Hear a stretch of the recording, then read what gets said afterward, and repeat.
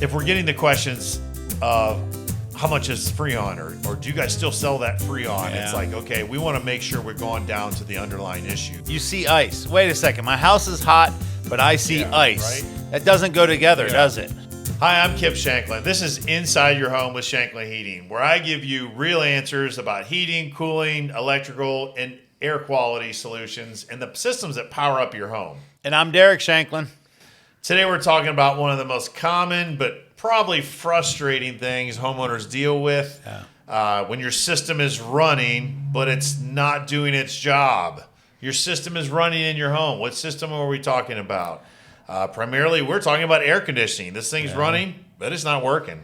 You mean like I hear it kick on, it's running, but I'm hot, right? There's no air coming out. The house is not getting any colder. Is that what you're talking about? Yeah, absolutely. Because we all hear the maybe the buzzing noise or your lights dim, things like that, to where the system kicks on. It's maybe a familiar noise, but it's hot in here. Yep. It's AC season is right around the corner. This is going to be happening, but we hear it running, but it's just not doing its job. Yep. When somebody calls in and says, my AC's running, but it's not cooling, we hear that over and over again. What do you usually start with? Where do we start? And that's the big question. What can we look at? Here are some real answers to solve that one simple question. My AC is running, but it's not cooling. So let's get started. How's that sound?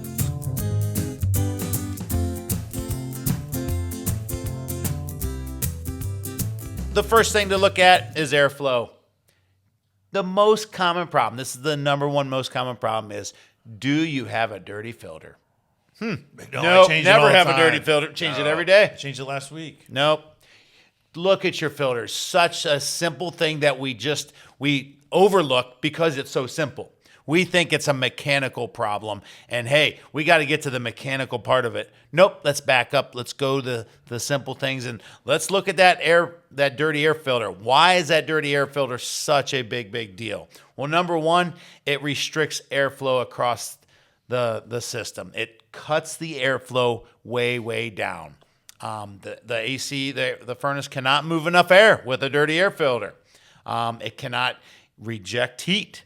And one of the biggest issues, that we see is when the air filter's dirty, it just shuts everything down on the cooling part of it. Yeah, still running, but it completely cuts off the performance. Absolutely. And you said about check the filter, and we're talking about going into AC season. So if we're going into AC season, that means we've come out of heating season, and I haven't had a problem. I changed my filter maybe around Christmas time or things like that. Maybe that's what go through my mind. I changed mine this frequency.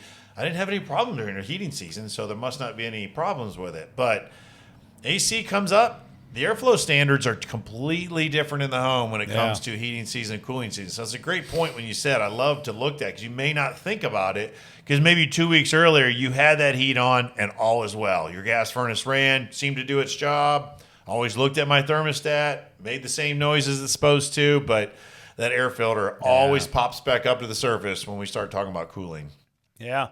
When you look at that dirty air filter and you don't have good airflow, what does that lead into? What does that lead into? It leads into a frozen evaporator coil. If you'd like to talk a little bit about evaporator coils. Evaporator coil, like what in the world is that? So it's a coil, frozen coil, or my unit's froze up. That's maybe some terms you hear thrown around.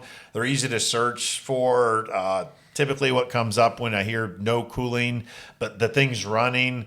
So when the evaporator coil is cooling, that's your indoor cooling coil that on for example, a gas furnace that has an air conditioner on it, it's typically mounted just above the gas furnace or even connected to it.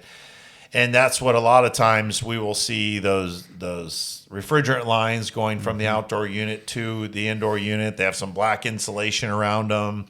Sometimes they're sweating, condensate coming off of them, things of that nature. And that's where, if we have low airflow, just like you said, that unit can't cool. That is the only thing in your home that is able to actually remove heat and humidity from your home. And if it can't get the proper amount of airflow through it, it is going to start freeze up, which sounds super weird. Why would it not be cooling if I have some ice in my house? which is kind of contradicts what you would normally think. Yeah. But if the airflow is not adequate, it's not able to perform its regular duties, remove the proper amount of heat. And when we remove that heat from the air, that's what you actually feel in your skin. And that's when you say, like, oh, yeah, this thing's working. It feels really good in here. So if we don't have that proper airflow, which is a little different, like I said earlier, from heating, to where heating's a little more forgiving. That heat likes to rise. Heat likes to move around really easily. Cold air is heavy. It likes to stay down low.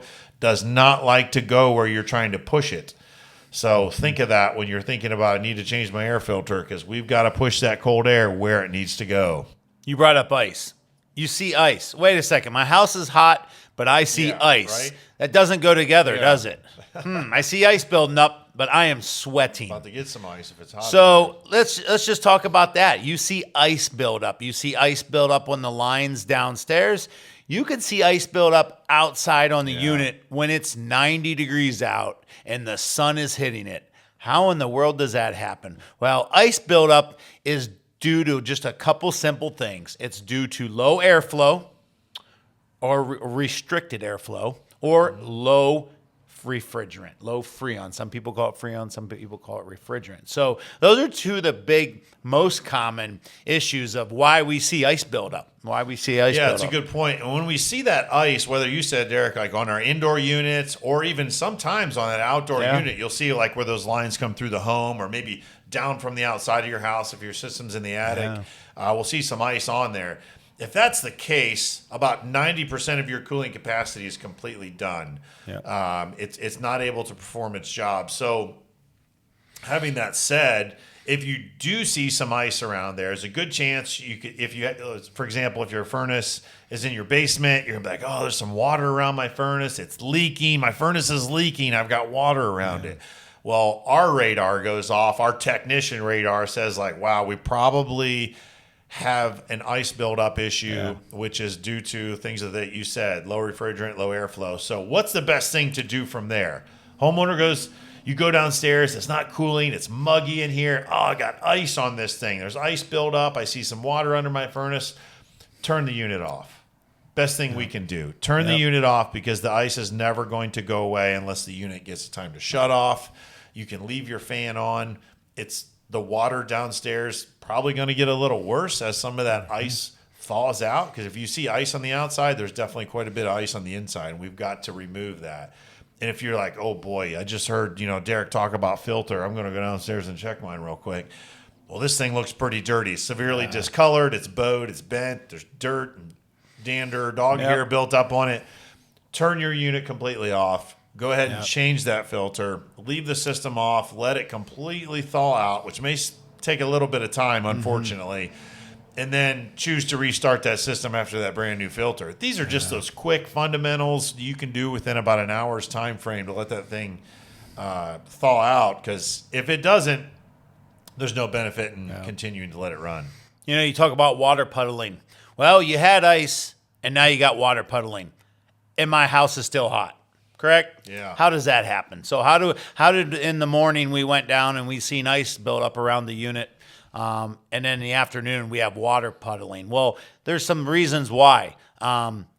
Kip had brought up about shutting the unit off. Well, now that ice is going to thaw out. So if the air conditioner's shutting off, it's going to thaw out. What's going to happen? The water's going to puddle up. It's going to puddle up, Maybe our drain lines are clogged where we cannot get rid of that moisture. So if we see water puddling up, that's usually comes down to, is the unit frozen, or do we just have a backed up drain line? Or two of the most common issues that we see with water puddling up, Yeah, that's a good point, because that water, the first thing that comes to your mind anytime you see water under anything, whether it's a refrigerator or your furnace or air conditioner, you think, I have a leak.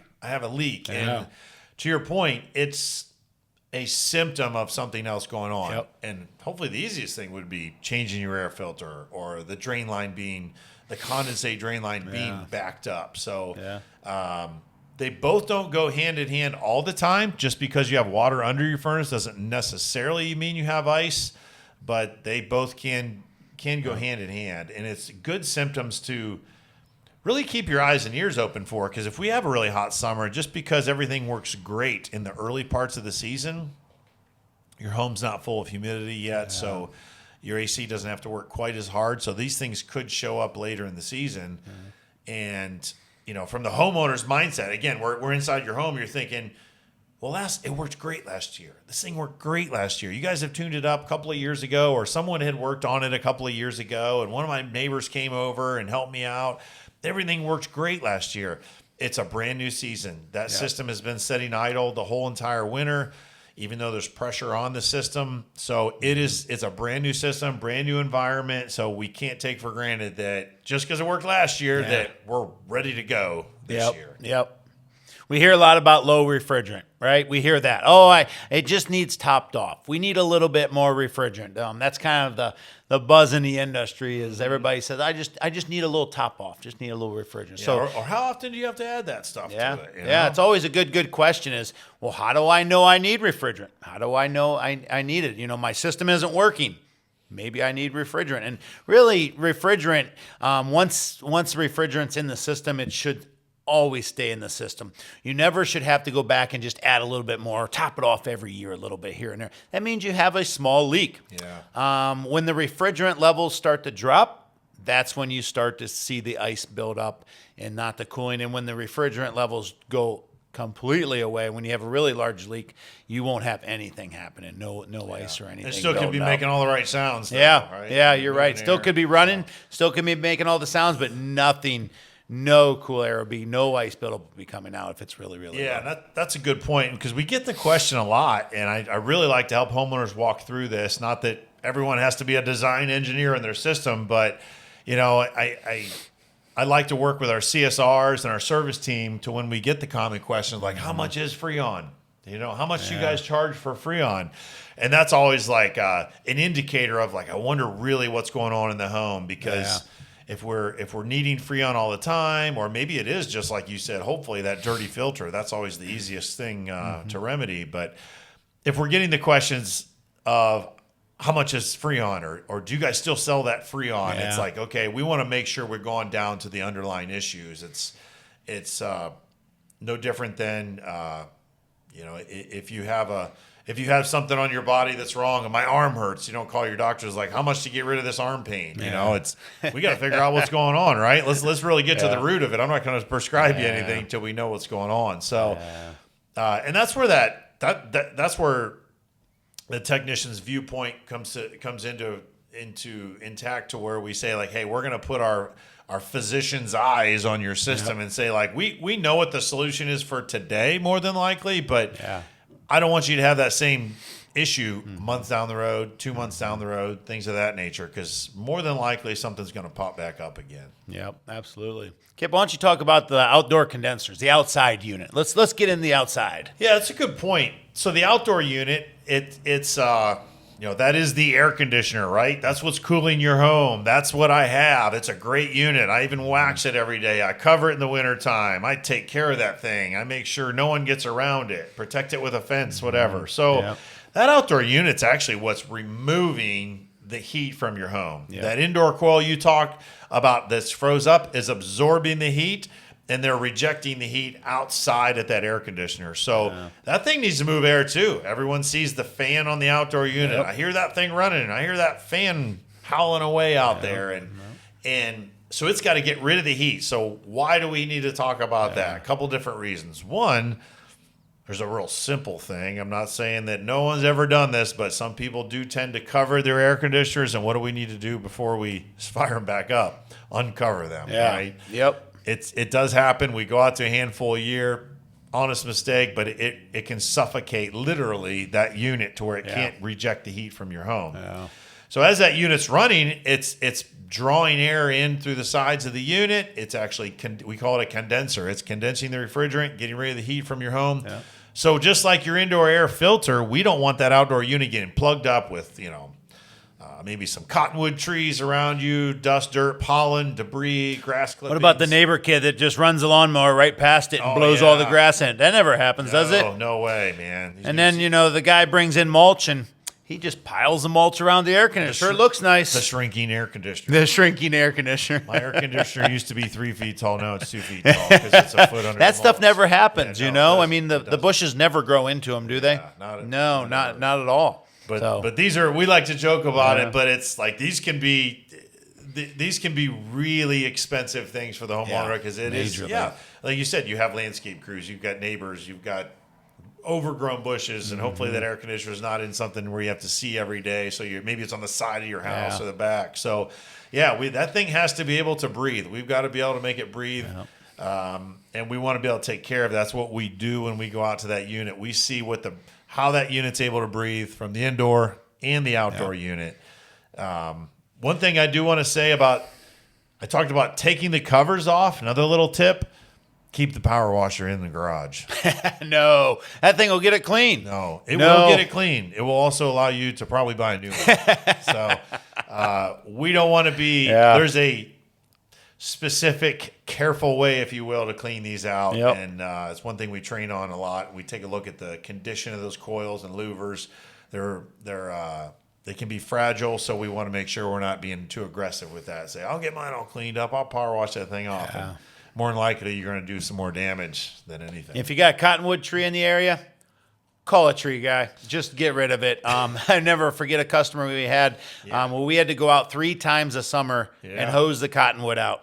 The cottonwood was so bad, They built a barrier very quickly. Yep, very absolutely, quickly. absolutely. So I know this isn't story time, but fun little story. Yeah. Well, it's like we're technicians. We go back to war stories. That's what we do, right? Yeah. People want to hear the war stories. So, power washers and cottonwood trees. That's what you learned on episode 3. Yeah, right? You're right. It's what they remember. But in all reality, guys, this is awareness. This is about inside your home. The more aware you can possibly be of your system, of things that go on. We talked about noises an episode ago, but now it's like, hey, we can really see, like, this is what happened. We see water underneath of it. We talked about the indoor. We talked about the outdoor unit. We talked about airflow, things of that nature. And all this is where regular maintenance really matters, just like your car. We want to make sure tire pressures, oil changes, all done routinely. These systems don't move around, so we don't think about them a whole lot until we stare at our thermostat and say, why are we so uncomfortable here? So maintenance really, really matters. Maintenance / education, the reason for this, really matters. And my system's running. We hear this all the time. My system's running, and it's cooling the house. It's cooling just fine. That doesn't always mean that it's cooling it the most effectively, the most efficiently.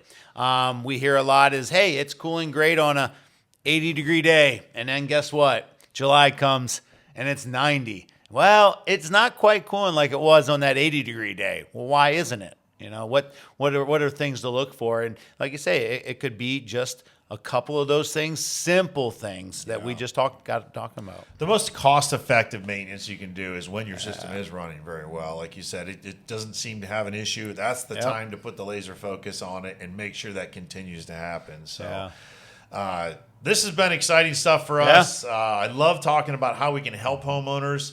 We're in a lot of homes every day, and this is a direct result of that. This isn't something that just comes from us. This is like, hey, we want to be able to provide homeowners with that content and information to where they're able to take a walk around their home. It's nice. The weather's getting nice outside. Walk around your home.